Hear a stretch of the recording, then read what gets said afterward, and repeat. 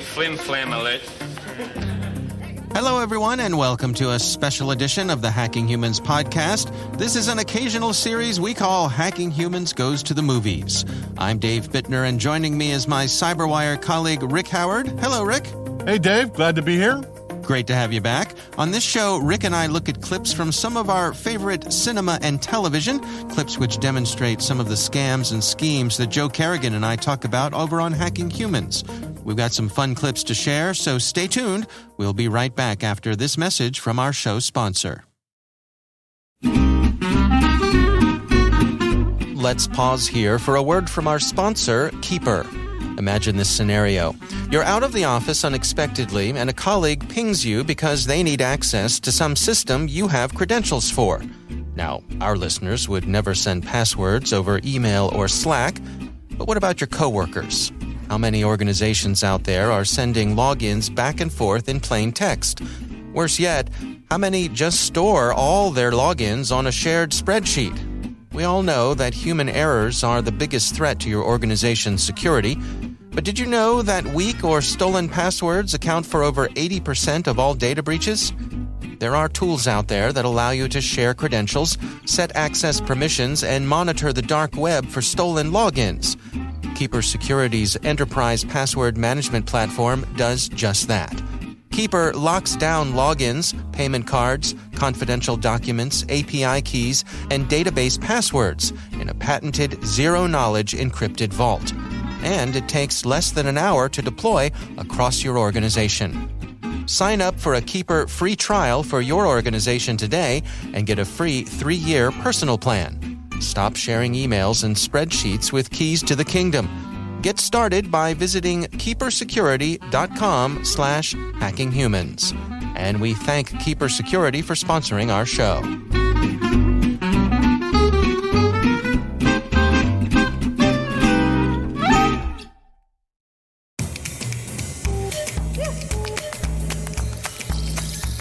My clip this week comes from a regular Hacking Humans listener, Steve Bolton, who sent us an email saying, quote, "I guarantee, or your money back, that you'll love Hustle. It's a BBC TV series about a crew of con artists playing the long con," end quote.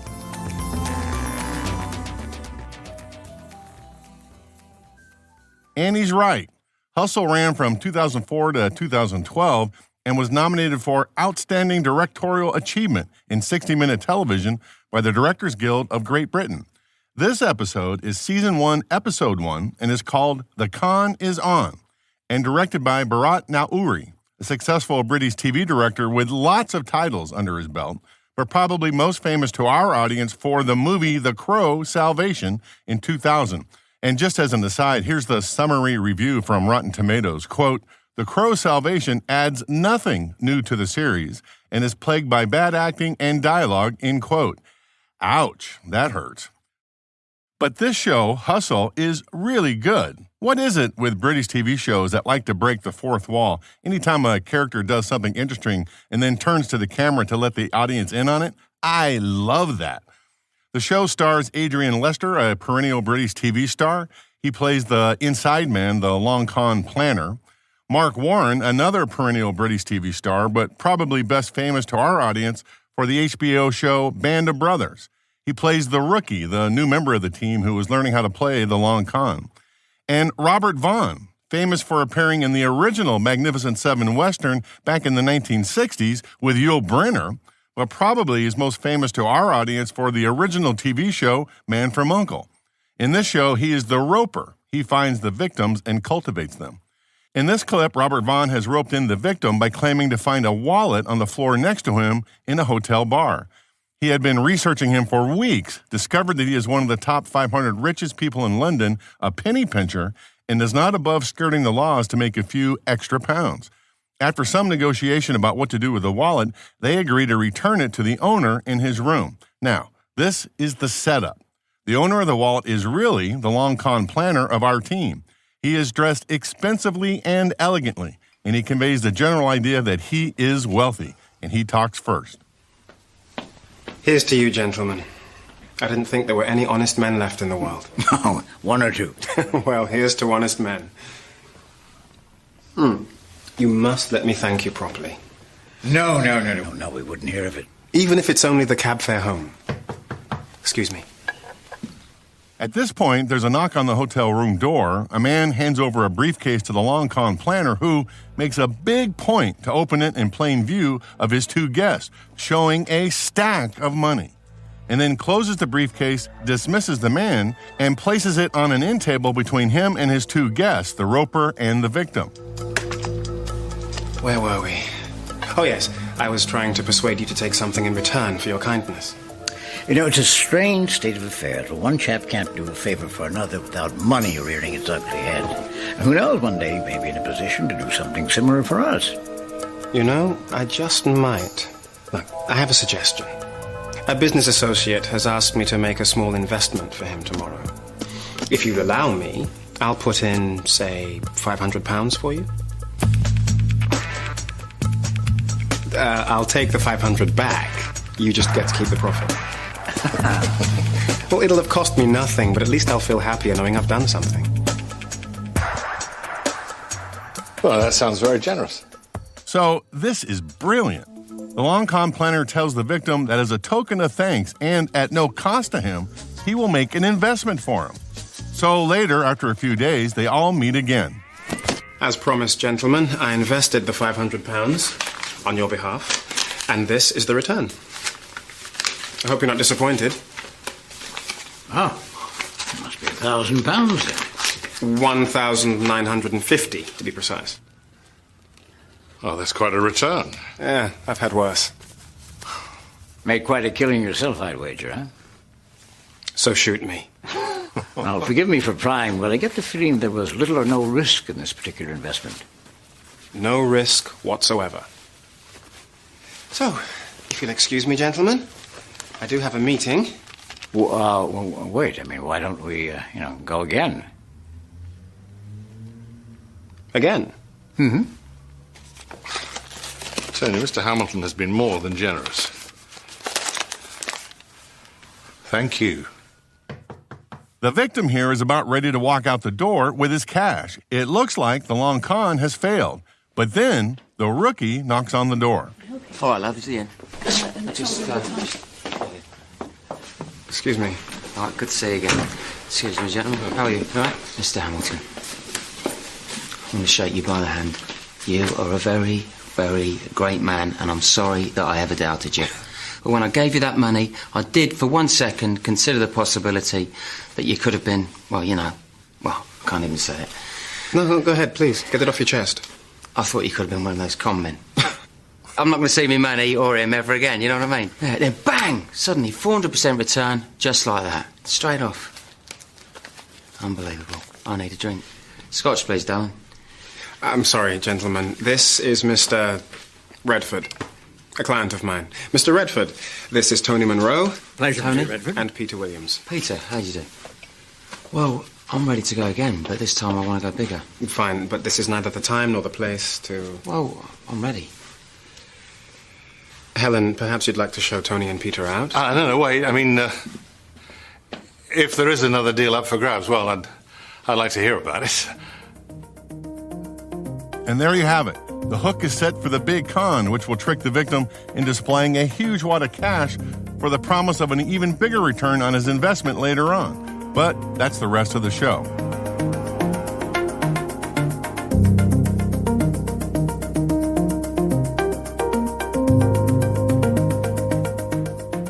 Wow, Rick, that is a fun clip for sure. Did you know about that show, for... Dave? Did you know about it before? I had never heard of it before. Yeah. No, I hadn't, but I'm going to check it out.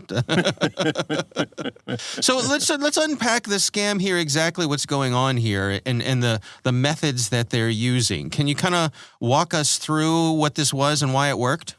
Yeah, I think there's a couple of layers there, right? The first one, okay, in the bar, in the initial part of the scene, when Robert Vaughn pretends that he finds the wallet full of cash at the bar, asks the victim, was it his? That kind of sets the small hook into him, right? And plays into it and he knows, because he's been researching him all that time, that the guy is the kind of person that would just take the money if it was up to him, right? So that's the first part, right? Mm-hmm. And then they kind of do it over and over again, right? The middle part of this, when the planner says, hey, I'm just going to give you some cash because you were nice to me, there was no risk in the victim at all. All he had to do was see if it would play out. So the next day when they came back and he hands them the cash, he's about ready to walk out the door. And then, the con folks are saying, oh, my goodness, all right, looks like we're going to lose this one.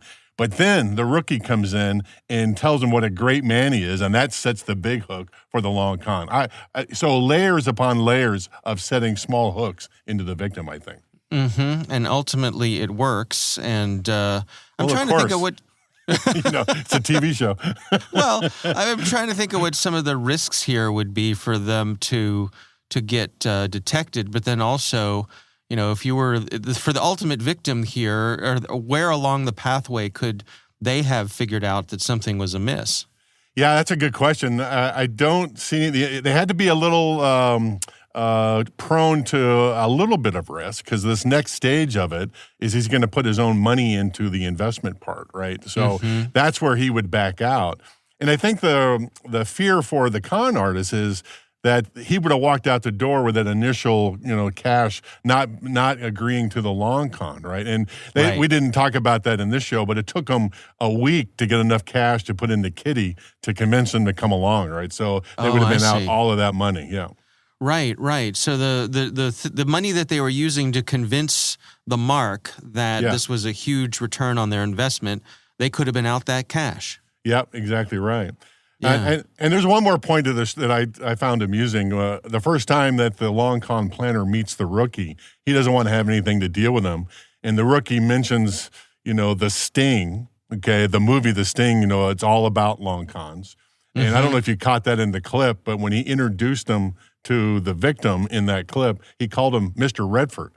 And Robert Redford was the actor in The Sting, right? Yes, so. I did notice that.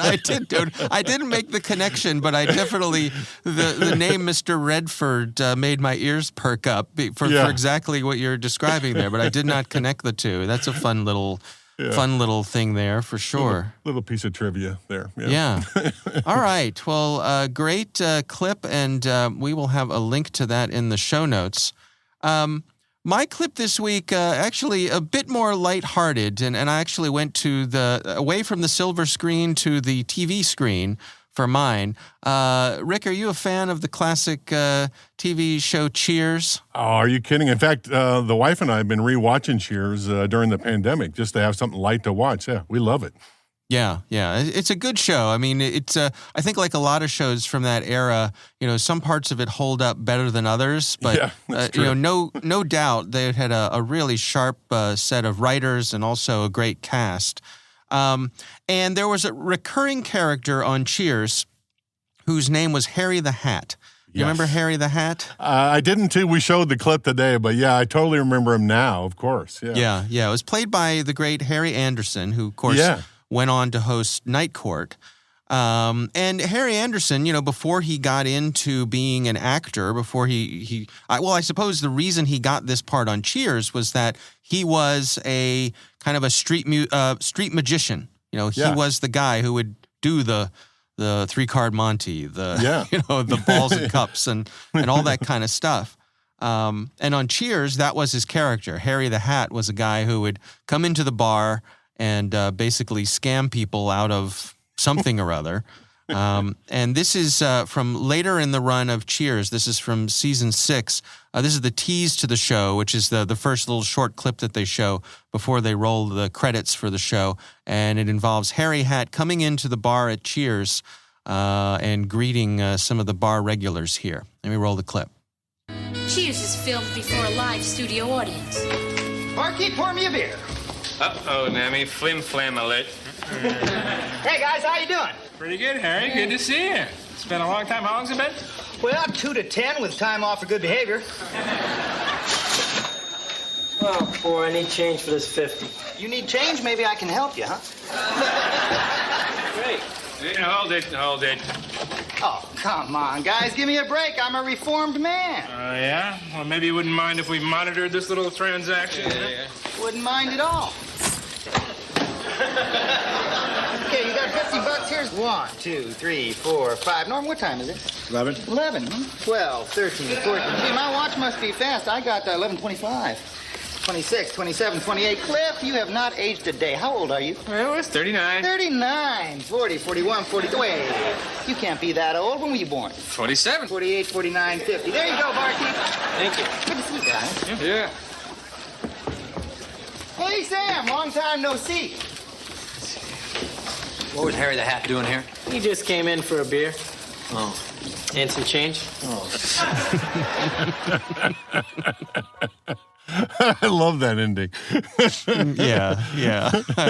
It's just one of those fun recurring characters that brought a little color to Cheers. But let's unpack exactly what he was doing here. I mean, he was the scam is that he was confusing the person who was giving him change. And obviously they set this one up in a funny way, made it intentionally funny that, even though all of the guys from Cheers were trying to pay attention to Harry the Hat, I mean, he had their number, and he was far more sophisticated than them. Let's point that out. They knew something was going to happen, decided they were going to watch it like a hawk, and it still happened. All right, so I love that. right. Which, of course, for here, comedic effect. But I think the point is that somebody who's good at this sort of thing can do it. They do it so smoothly and so confidently. And in this case, he's just messing with the numbers as he counts out dollar bills to try to make change. And this is a recurring technique. This is like a second or third time we've seen this in our Hacking Humans Goes to the Movies, where the con artist gets involved in a complicated transaction and manipulates the numbers so that the victim doesn't know they've been scammed, right? So, so a recurring theme here we got. Yeah, and I think part of the key to this, well, obviously, there's the confidence in the person doing it. Confidence, con man, confidence game, right? But also, this is the reason I would not do well here, okay? Because I would have that all over my face. I know they're seeing me, change the numbers. I would just have that. Right. But I think also the speed at which he does it. He's so quick. Nobody has time to catch up and catch on to what he's doing. Yeah, even if you say, "Hey, was that something?" But by then he's moved on to the next numbers, and no one, you're not paying attention anymore. Right, so, and he's out the door. He's gone. By the time, and as Sam comes in at the end and realizes that the jig is up, and I guess Harry the Hat got away with probably about $25 or so. Yeah, if he's he's just getting a beer, it's okay. Oh, he's making change. Oh, I got to go chase him down. Okay, so exactly. Because Sam is the one who knows what's up. Knows what's up. All right. Well, again, sort of a lighthearted clip, not as serious as some of the other ones we've had, but I think it's a fun illustration of one of the things that you do see scammers using against, I think this one is, as in this scene, I think this is particularly done with folks like bartenders. Oh, sure. Yeah. And also... In a crowded bar. Sure. Yeah. I've seen this one used against folks who are running the register at convenience stores also. People who are busy counting out change and all that kind of stuff. All right, well, we will have a link to that clip in the show notes as well. We want to thank all of you for listening. That is our show. We want to thank our sponsor, Keeper Security, for helping make this episode possible. Cybersecurity starts with password security. Password security starts with Keeper. We want to thank the Johns Hopkins University Information Security Institute for their participation. You can learn more at isi.jhu.edu. The Hacking Humans podcast is proudly produced in Maryland at the startup studios of Data Tribe, where they're co-building the next generation of cybersecurity teams and technologies. Our senior producer is Jennifer Iben. Our executive editor is Peter Kilpie. I'm Dave Bittner. And I'm Rick Howard. Thanks for listening.